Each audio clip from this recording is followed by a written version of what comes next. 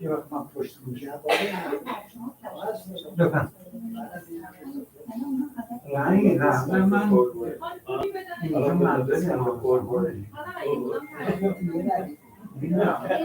منزل شما که خود سر ما ولی من غلام غلامان همه شما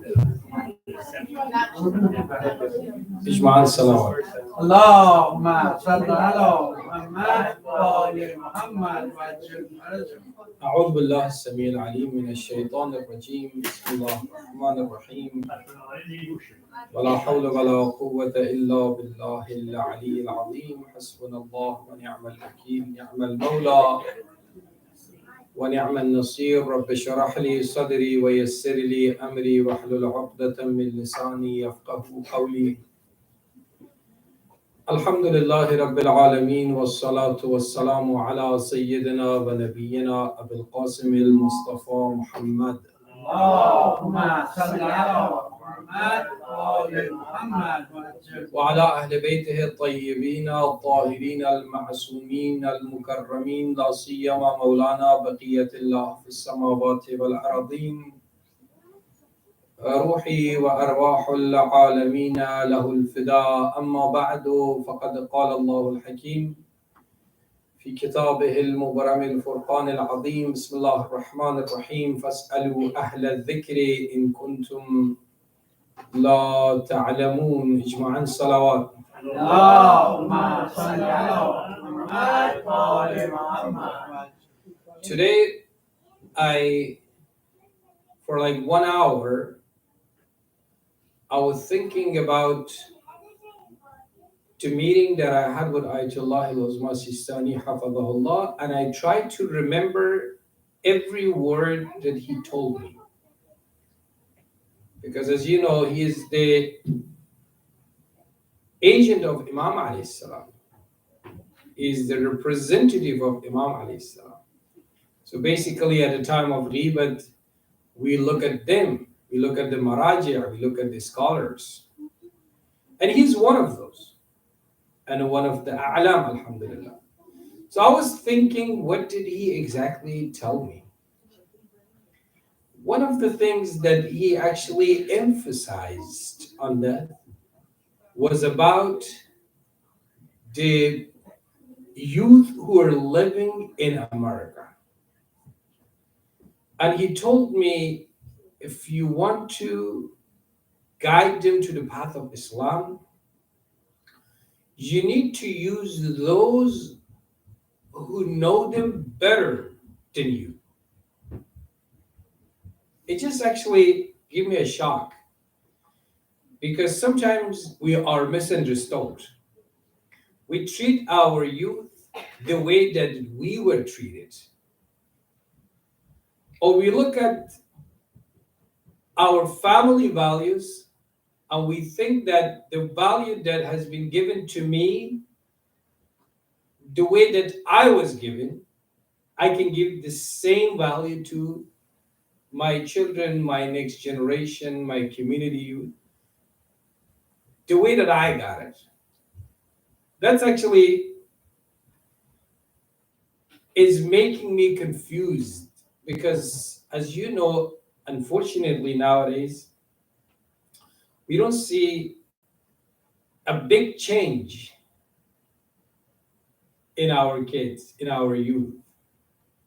And they're not interested, honestly, to the Islam that much. That is the truth. I know, like, some of you probably will get mad at me, but we all have the same issue, that their connection to Islam is not strong enough. What is the reason? So in order to give you a better message, today I had a call with a psychologist, and I wanted her to help me about it, and I just want to give you her information too. that what did actually she say about what Ayatollah al Sistani told me. I told her Ayatollah Sistani said, you cannot change the youth unless you use those who are connected to them. So she told me a very good message. I want to share that message with you. And I want to relate that to the Quran and the narrations of Ahlul Bayt alayhi salawat. She told me we have a saying in our field that says connection, then after connection, you make correction. That means if you do not have a strong connection with your children, you cannot change them, you cannot correct them. I actually found this as a big mistake. Our mosque, our masjids, unfortunately, not only here, every place is just a place for the dua, for the speech. And like some of us, we get bored at home. Honestly, this is the truth. We get bored at home, so we want to see each other. We just want to sit down, we want to talk, we want to chat. But this is only good for us. Why my child is not interested to come? Last Sunday, I asked my students one by one that I said, why are you not interested now? But when we had camp, Muslim Congress, they all came. They were running around. They were so happy. Almost 200 people. So one of those students gave me a good message, and he told me that because we don't have fun here. We come for what? We come for the speech. We have to listen to the speech. We have to listen, like to the dua. We have to come for praying. So these things are good, but I can watch the best speeches at home. I can watch your speech at home. I don't have to come here. I can turn on the YouTube and I'll look at it. I don't have to come here. I can do my dua and prayers at home. He's around 20 years old. That's actually the idea that I got from him. And he's also so religious. So I don't want to say that he's not a good person. No. He is religious, he's a good person, he's so polite, humble. His mannerism is so good. So nothing is wrong with him. But he just wanted to give me an idea that we need to make the place of worship a place of fun for everyone. We only look at our ages. So, for example, my age 40s or your age 50s, 60s, 70s. We just want to make ourselves happy. But we are all close in cultures. So we know like what is good, how to respect, how to say salam. Like when you see someone, you stand up. But our kids did not learn these values at school.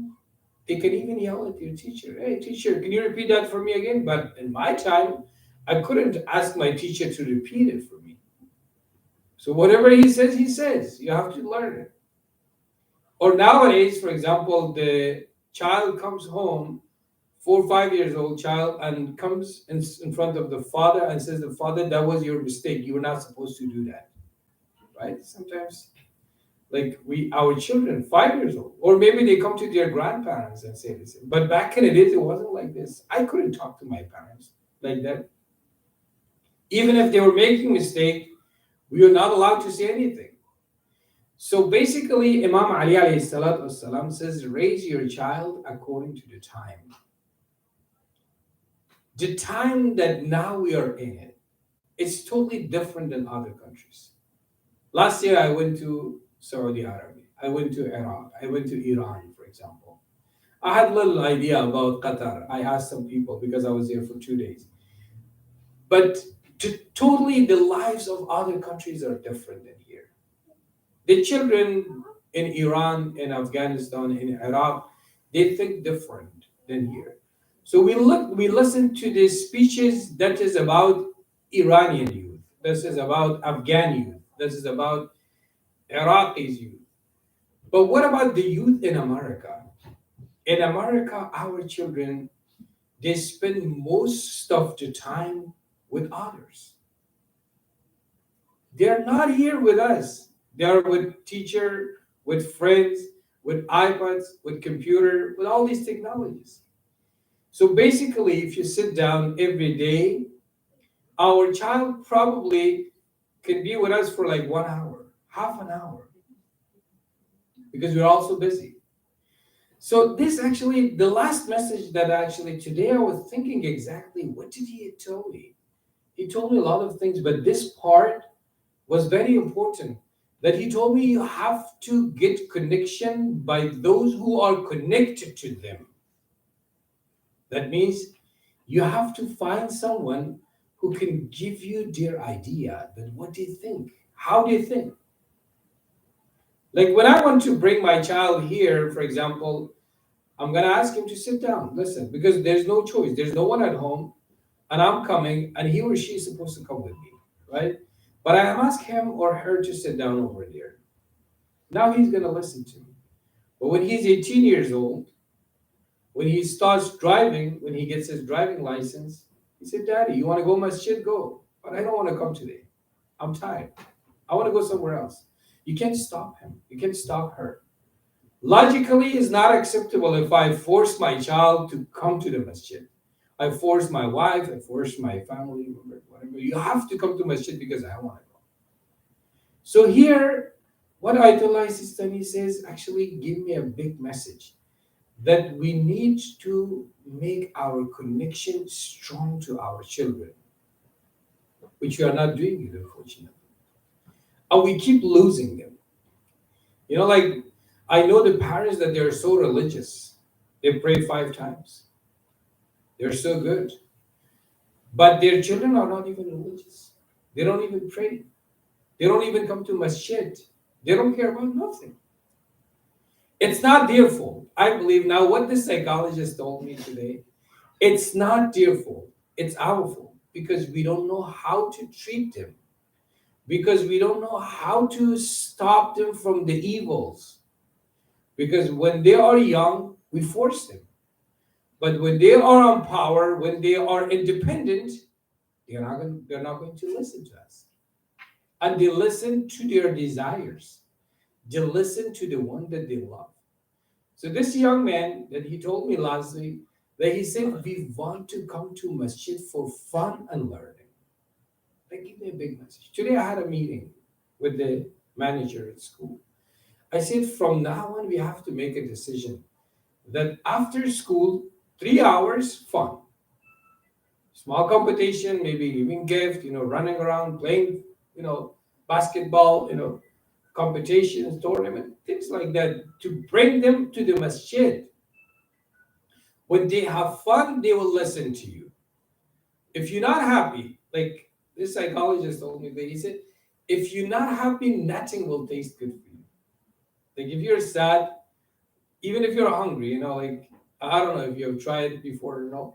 If mentally you're not ready, like mentally, if you're not ready, you can't even taste the food. You don't like to eat it. Like some people, uh, God forbid, like when they lose their family members. I remember one of the brothers that he lost his wife, so he didn't eat food for 2 days almost, a little bit, like the water a little bit.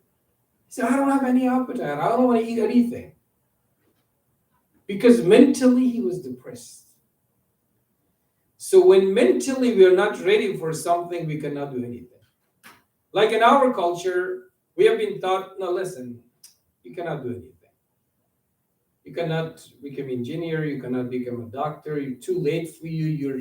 You're already gone. Look at you. Like many years you didn't go to college. So how are you gonna learn, right? Like when I want to go to someone now, I want to start college. It's Saeed, come on, are you joking? You're 40 years old. You have kids. You have wife. You have a lot of responsibility. How are you gonna handle it, right? That's how they tell us, right? But if we mentally make ourselves ready, that no, I can do it. I can take care of my family, I can do my responsibility, and at the same time, I can study. I can do it. One day, I'm just going to share you these information. I want to relate it to the Quran and Hadith as well. I saw someone, he was 92 years old in New York. He showed me his phone. He said, today I walked 12,000 steps. Like 12,000 steps is a lot. It's almost like 5-6 miles. That means if you want, you can do it. But in our culture, when you're 92 or 93 years old, you're just waiting for Israel. Like, when is he going to come? Why didn't you come? Allah, I want to die, But this American man, he was so strong. He said, Saeed, give me a cup of coffee. I'm so tired because I had 12,000 steps walk today. And my goal is 15,000 today.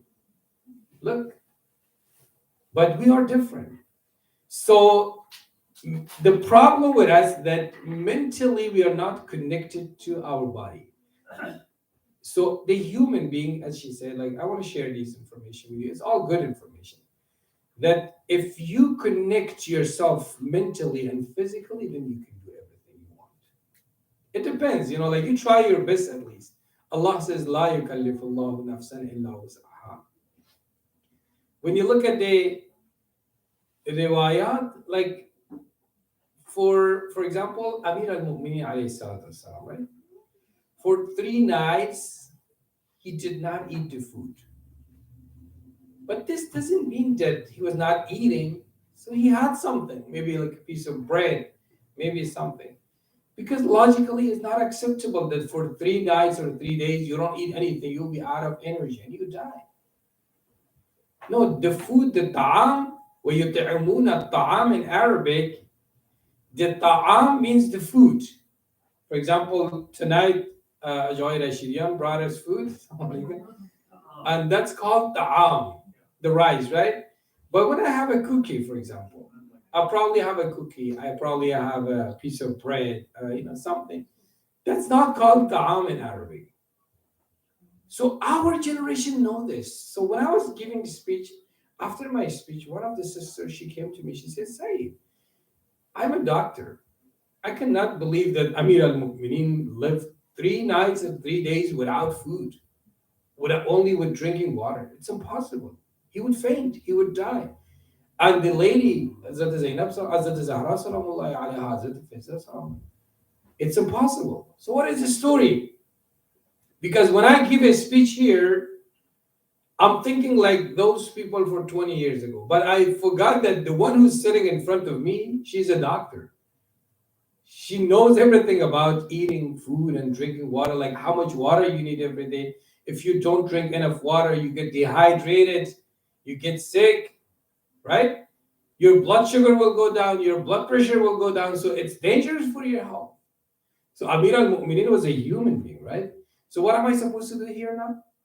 I have to explain it to her like this. Listen, ta'am is different in Arabic.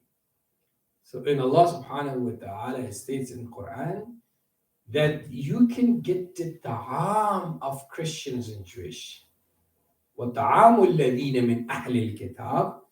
That means the food that they eat, you can share it. But then Allah puts the exception. He says, you know what? إِنَّمَا حَرَّمَ عَلَيْكُمُ الْمَيْتَةِ. Maita, if they have maita, don't touch it. Maita means the animal that's not slaughtered Islamically. Lahm al-khinzir, the pork, don't touch it. Anything that's maita, don't touch it. Lahm al-khinzir, don't touch it. So what is left? Rice, cheese, for example, bread, for example, macaroni, things like that. So we can eat it with them. So someone came to me and he said, you know what? I have a fatwa from Egypt, from Al-Azhar, that says in America you can go to ShopRite and get the meat and eat it. Not a problem. I said, why? I'm just trying to give you a message that how we have to think before we say something. That he said, okay, because Allah says, وَطَعَامُ الَّذِينَ مِنْ أَهْلِ الْكِتَابِ. So they are Ahl al-Kitab, their food, their ta'am is allowed for us to eat. I said, yes. Allah says the ta'am, but Allah puts the exception. And except these, إِنَّمَا حَرَّمَ عَلَيْكُمُ الْمَيْتَةَ وَالدَّمَ, the blood, وَلَحْمَ الْخِنْزِيرِ, the pork. وَمَا أُهِلَّ لِغَيْرِ اللَّهِ بِهِ. The rest is fine. said, wow, I didn't even think about it. I said, what is maita? Maita is the animal that's not slaughtered Islamically. So we have to think about it. When I'm coming here and I'm saying, you know what? Yes, Amir al-Mu'mini alayhi salatu wasalam for 3 days and 3 nights did not eat anything, only water. So there'll be a question for someone. Like, okay, what will happen to the blood sugar? What will happen to the blood pressure? You can't live 3 days or 3 nights without eating and drinking, right? So here we give them the message. No, in Arabic, the ta'am means the food that you prepare to eat. You cook something, right? But there's also a piece of bread over there. So that piece of bread in Arabic cannot be called ta'am. That tea that you're drinking is not called ta'am. That sugar that you have next to a cup of tea, it's not called ta'am in Arabic. So our youth will come and ask us. Like, I give another example, Dr. Alawi, that somebody gave a speech in New York City about Imam Hussein alayhi salam. So he was trying to introduce the character of Imam Hussein, and at the same time, he was trying to introduce the character of Yazid. So he said to the people that Yazid was the one who was playing with animals. So when an American man listens to this, he thinks that Yazid is a good person. He's naturalized person, that he's playing with the animals. He's a good person. So everyone has animal in America. Everyone has a pet. Everyone has like a cat, dog, anything. So they're not going to think that Yazid is bad. Or Yazid was drinking. Like a lot of people drink. Are they bad? So drinking for me as a Muslim is not allowed, but for him, drinking is something normal. So here I have to give him the message of oppression, that Yazid was the oppressor. He was killing a lot of innocent people. That's why Yazid is hated in Islam. That's why we don't like him. Not because he was just drinking, not because he was playing with the animals, with monkeys, this and that, right? So this message that I'm going to give to the non-Muslim is important. Because I want to bring him here, right?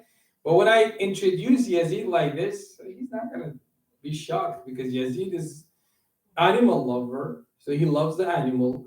He drinks, so lot of bars, a lot of people go to drink.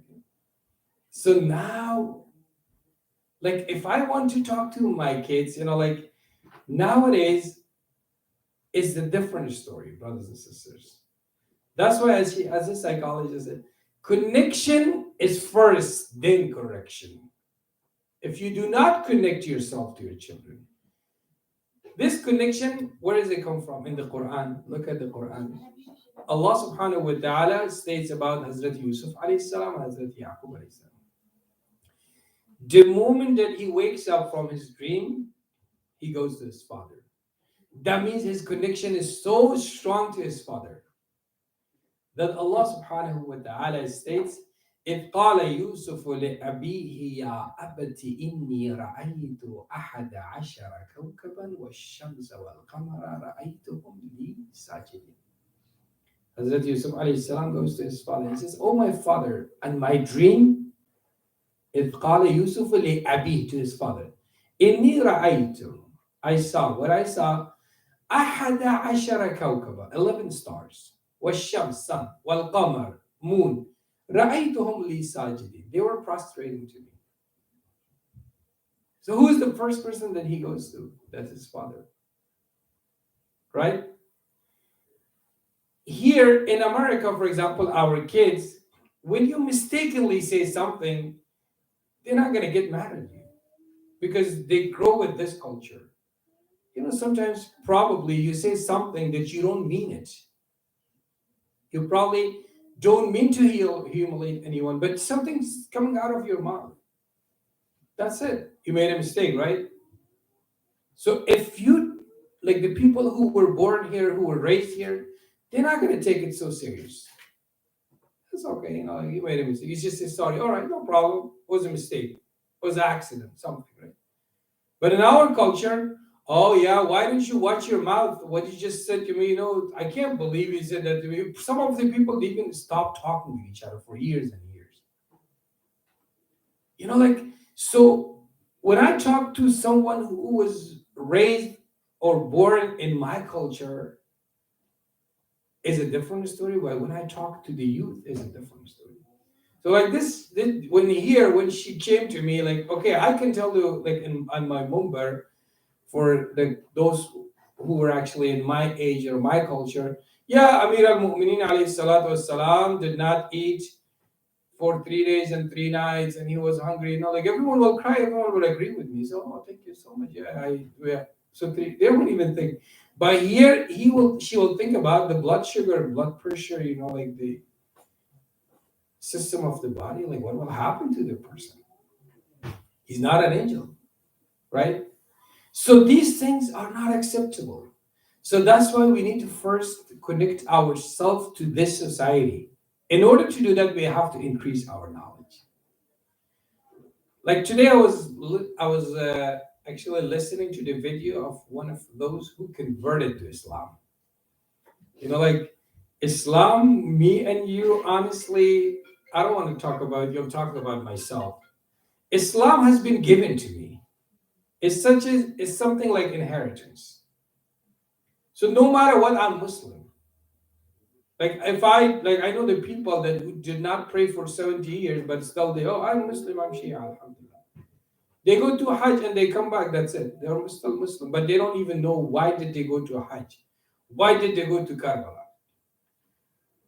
The only thing about those shopping parts, like what should I get for my family, what should I get for my son, for my wife, this and that, that's all. But these people, when a scientist converts to Islam, that's a big meaning. It means a lot. That means that person was a high educated person. He was a scientist. That now he converted to Islam. Now he tells you that why did they convert to Islam? So he says, I was teaching in university. One of my Muslim students, when he left, he put a book for me on my table. And he said, just read this. Whatever. He said, I was atheist. His parents were Catholic and he was atheist. He said, I became atheist because of my father. Because my father used to hit my mother a lot and he used to hit us and we were hiding ourselves under the tables. He also has a book. That book is called Angels Can Also Ask. You can go to the internet and look at it. So he says, because of that, because my father was such an evil person, I completely stopped thinking about God and I said, there is no God. Because if there is a God, so why did he create an evil person like him? So that's why I stopped being religious and I started being atheist till that day. So when I opened the book, I saw that's Quran. I first got so mad at that man, at that student. I said, so what is he trying to do? He's trying to make me Muslim. He's trying to make me convert to Islam. I don't even like any religion. But he says, you know what? Let me read it, see what it says. So I opened the Quran. This ayah of Quran came. That Allah subhanahu wa ta'ala states, وَإِذْ قُلْنَا لِلْمَلَائِكَةِ اسْجُدُوا لِآدَمَ فَسَجَدُوا إِلَّا إِبْلِيسَ أَبَى وَاسْتَكْبَرَ وَكَانَ مِنَ الْكَافِرِينَ. Then he says, I look at this verse that Allah asked the angels to prostrate to Adam and then except Iblis, except Shaitan, that he did not do.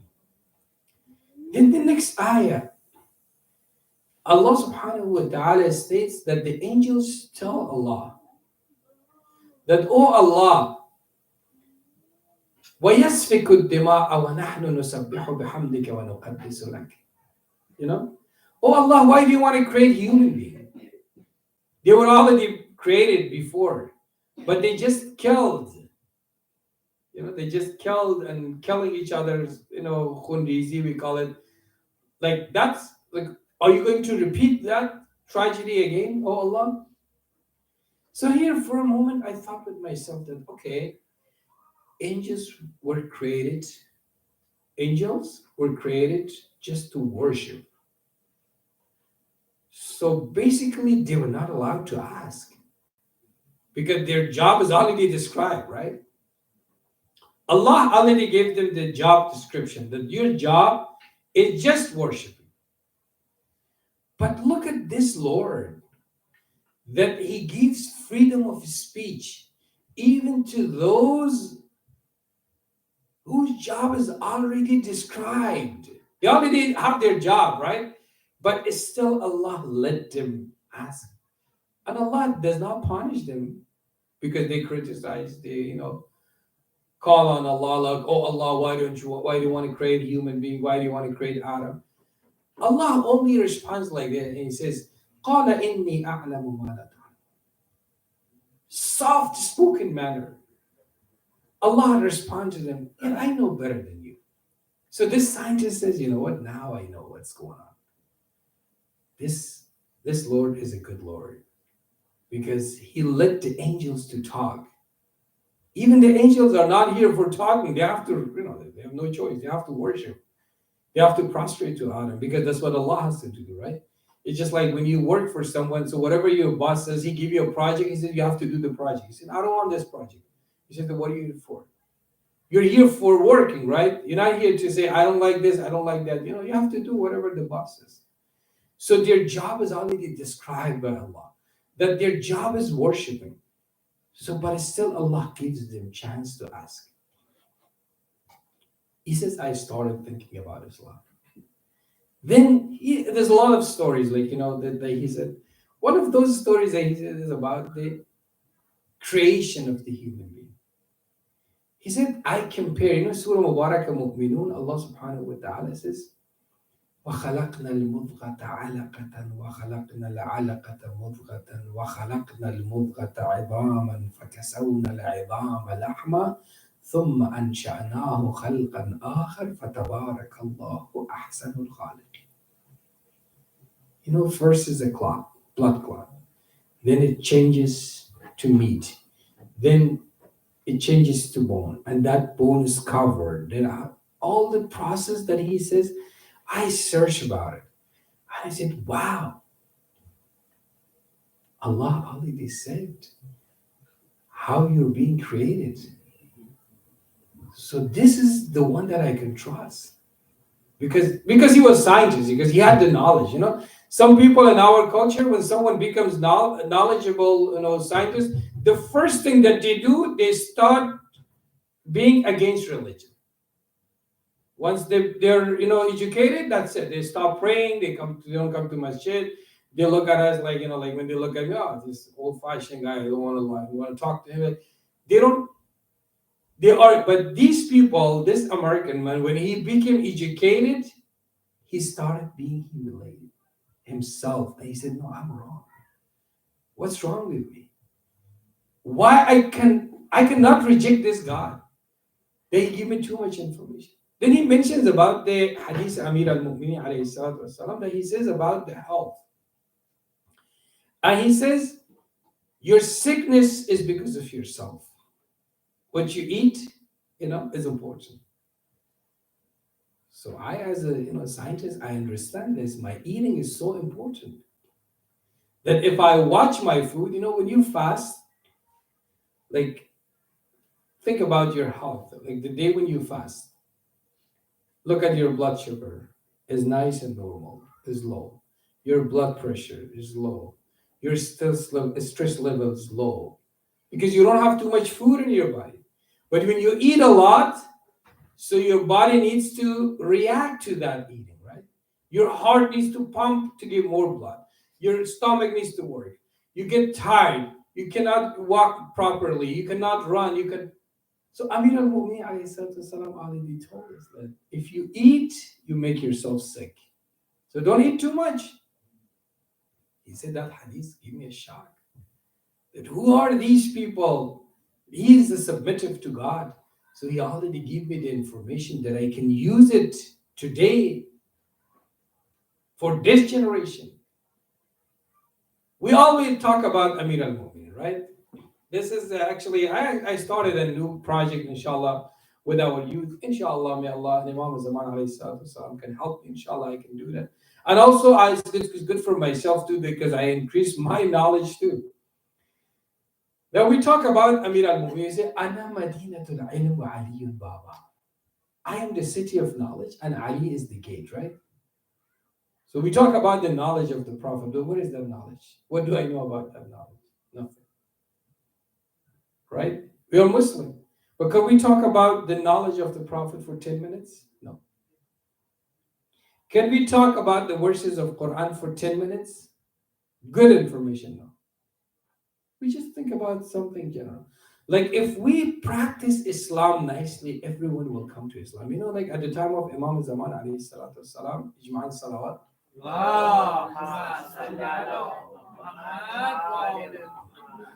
Allah subhanahu wa ta'ala states, لِيُظْهِرَهُ عَلَى الدِّينِ كُلِّهِ وَلَوْ كَرِهَ الْمُشْرِكُونَ.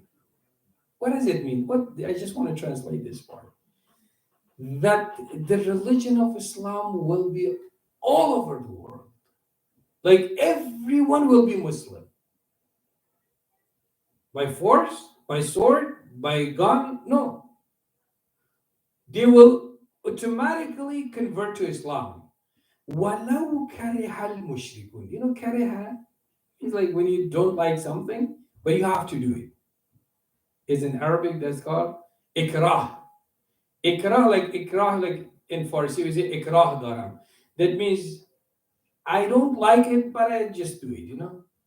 It's just like you go to the doctor and the doctor give you medication. You don't like that medication. You know, it's disgusting. It's not delicious. But you have to take it. There's no choice. Even if you don't like it, but still you have to take it because that's your health. You don't like surgery, but you have to take the surgery. God forbid, because there's no choice. وَلَوْ كَرَهَ الْمُشْرِكُونَ is like that. The mushrikun, the disbelievers, will not like to become Muslim, but they have no choice. Because they are already convinced that there's no other faith better than this.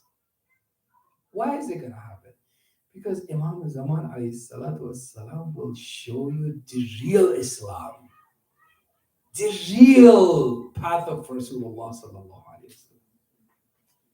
That's the riwayat from Imam alayhi salatu wasalam that he says, at the time of the Zuhur, when Imam alayhi salatu wasalam comes, a lot of Muslims will say, you know what? I don't believe that you're Imam Zaman because my religion is totally different than your religion. They're already Muslim, but their Islam is different than the Islam of Imam Zaman. Why is it going to happen? Are we ready for Imam Zaman? If Imam والسلام, tomorrow comes, we always say, Allahumma ajil ya Imam Zaman, ya Imam Zaman. But are we ready for him or not? We're not ready. That's the issue. That's the problem. Because our connection is not as strong to Imam والسلام. Because we are connected to our evil desires. Whatever my desire tells me, I follow that. You know, like sometimes we are between doing something. Should I do this or no? If I go to this mixed gathering, haram gathering, then Imam will become sad. Allah will become sad. But if I don't go, my father, my mother, my sister, my brother will become sad. So what am I supposed to do? Who should I choose? I have two pickup, right? Inna hadaynahu sabil imma shakira wa imma kafura. What am I supposed to do? Or ghibat. Somebody calls me, starts doing ghibat. Oh yeah, that brother Hassan said this, you know, I don't like this. Then I have two choices. I have two choices. One is listening, one is disconnecting the phone. Am I going to disconnect the phone or not? If I disconnect the phone, I'm going to lose him. Right? But here I will lose Allah if I listen to him. So when you in dua in Ziyarat al-Sha'baniyah, when you say كمال الإلهي هب لي كمال الانقطاع إليك. كمال الانقطاع means قطع, disconnection, like, oh Allah, I want to be disconnected from everyone.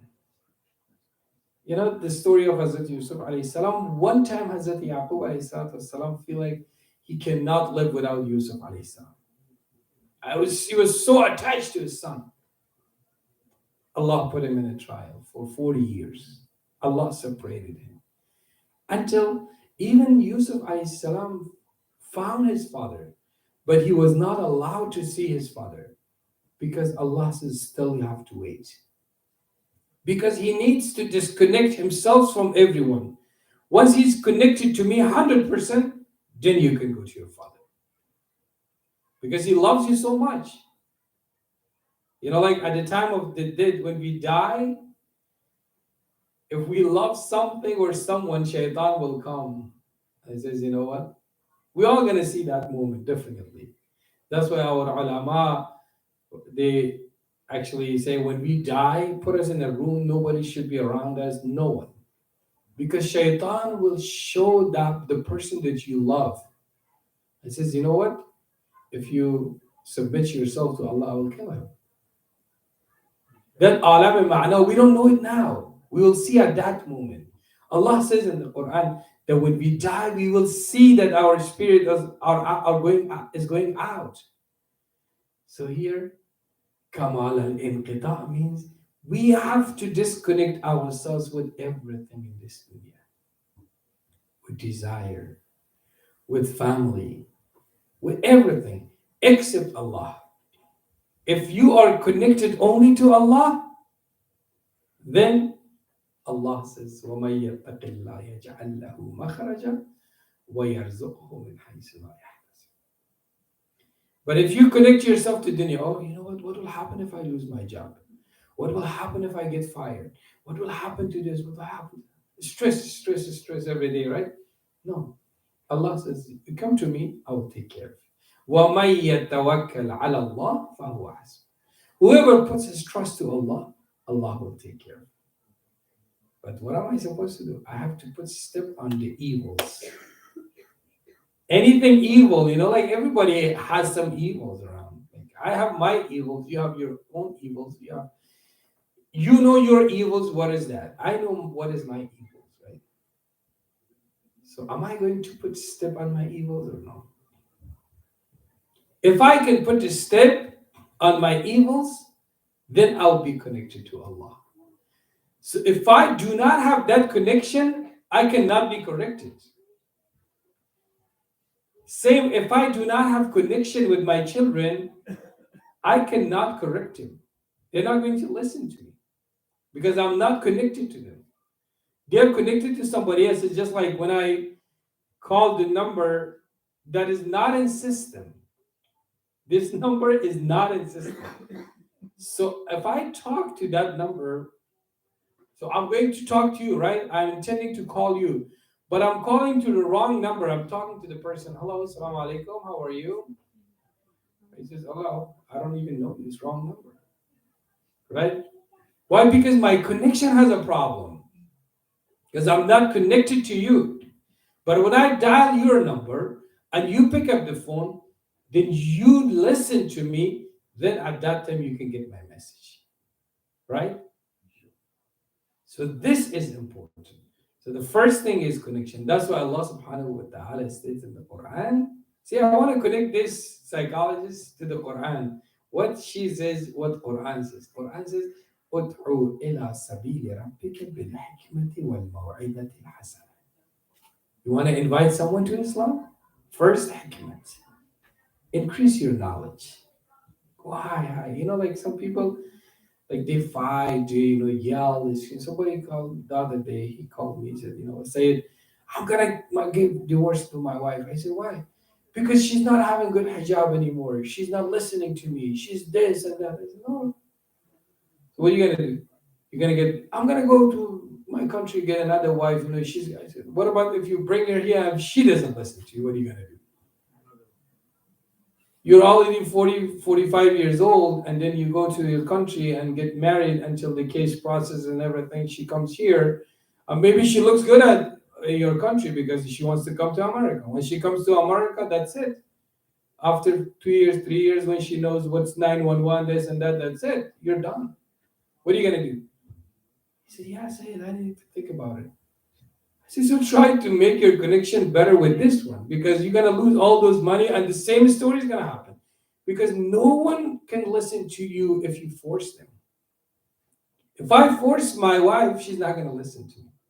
If I force my child, my daughter, but if I make my connection strong to them, I connect to them nicely. You know what? Hazrat Musa alayhi salam and Harun alayhi salam, when they went to Fir'aun, Allah gives them advice. Allah subhanahu wa ta'ala says, وَقُولَا قَوْلًا لَيِّنًا. Talk to them with soft spoken manner. That's what the Amr bil Ma'ruf and Nahy anil Munkar is. When you talk about the law or something, is different story. Like in America, there is something we don't like it, but that's the law. We have to follow, right? The law is different story, but personally, we cannot force anyone to the Islam. That's why Allah subhanahu wa ta'ala says, "Ud'u ila sabili rabbika bil hikmah, wisdom, wal maw'idatil hasana, and soft spoken manner. وَجَادِلْهُمْ بِالَّتِي هِيَ أَحْسَنُ. When you want to argue with them, argue the best that you can, inshallah. پروردگار تعجیل در فرج ولیت امام الزمان عنایت بفرما. ما را از جمله اعوان انصاران حضرت در دنیا و آخرت محسوب و محشور بفرما. عاقبت عمر من را ختم به خیر بفرما. مریضهای اسلام، مریضهای مد نظر، شفای عاجل و کامل عنایت بفرما. اموات جمع حاضر، اموات بانیان مجلس، روح بزرگوارای دکتر مهدوی، مادر من حقیر و همه امواتمان را خدای پروردگار در این ایام فاطمیه روحشان را با فاطمه زهرا سلام الله علیها محشور بفرما. عاقبت عمر من را ختم به خیر بفرما. خدای ما را آشنا با قرآن و سنت اهل بیت علیهم صلوات الله بگردان. خدایا پروردگارا هر کسی در بین ما علاقه به گناه خدای ناخواسته دارد، خدایا پروردگارا لذت گناه کردن را از ما بگیر. خدایا پروردگارا ما را به اون راهی که راه خودت هست، راه اسلام هست، راه قرآن هست، راه اهل بیت هست هدایت بفرما. رحم الله لمن یقرأ الفاتحة مع الاخلاص والصلوات. اللهم صل على محمد وآل محمد. عجل فرجهم. جزاك الله خير.